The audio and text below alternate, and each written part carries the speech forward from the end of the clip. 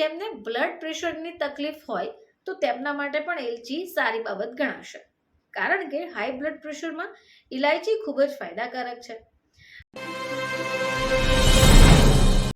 નમસ્કાર દર્શક મિત્રો, ખબરછે.com ઉપરથી હું દ્રષ્ટિ નાયક આપ સૌનું સ્વાગત કરું છું. દર્શક મિત્રો, ઘણા બધા એવા મસાલા છે આપણા રસોઈના કે જેને આપણે દરરોજ બરોજના વપરાશમાં ઉપયોગમાં લઈએ છીએ. હવે ઘણા મસાલા તો એવા પણ છે જેના વગર આપણને કંઈ પણ ખાવાનું મન નથી થતું. વાત કરીએ એલચીની, તો આ એલચી એમાંથી આપણે ખૂબ સારી ચા બનાવીને પીતા હોય છે. તો ઘણા બધા લોકો રોજબરોજ જે કોઈ પણ સબ્જી બનાવે, માની લો કે પનીરની સબ્જી, તો ઘણા લોકો આ પનીરની સબ્જીમાં પણ મોટો એલચો નાખવાનું પસંદ કરતા હોય છે, અને એલચી એમાંથી કંઈક અલગ જ સુગંધ આવતી હોય છે. ઘણા લોકો એવા પણ છે જે એલચીને એક ફ્રેશનર તરીકે ઉપયોગમાં લેતા હોય છે. તો મિત્રો, શું તમને ખબર છે કે એલચીમાંથી પણ તમને વિટામિન મળી શકે? હવે આ એલચીમાં કયું વિટામિન જોવા મળતું હોય છે? તો એલચી આપણા રસોડાની સૌથી વધુ સુગંધિત મસાલાઓમાંનો એક મસાલો છે. હવે આયુર્વેદની વાત કરીએ તો આયુર્વેદ અનુસાર આ એલચી ન કે ફક્ત ખાવાનો સ્વાદ વધારે છે, પરંતુ સ્વાસ્થ્ય માટે પણ ફાયદાકારક છે. હવે એલચીમાં ઔષધીય ગુણો પણ રહેલા છે. એલચીના દાણા અને એનું તેલ અને એલચીના પાણી, આ બધામાં અનેક પ્રકારના ઔષધીય ગુણો છે.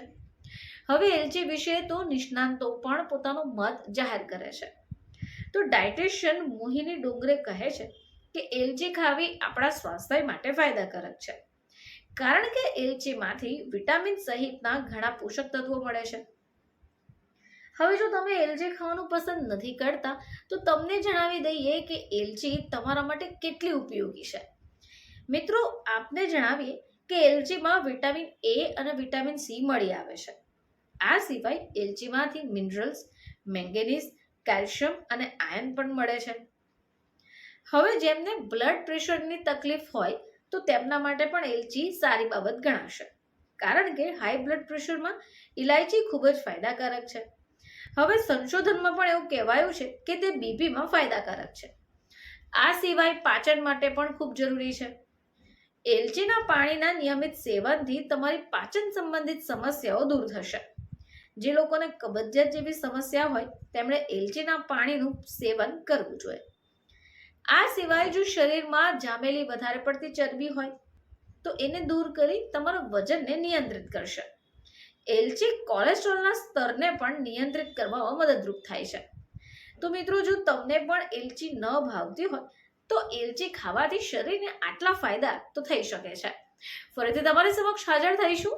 ત્યાં સુધી જોતા રહેજો ખબરછે.com.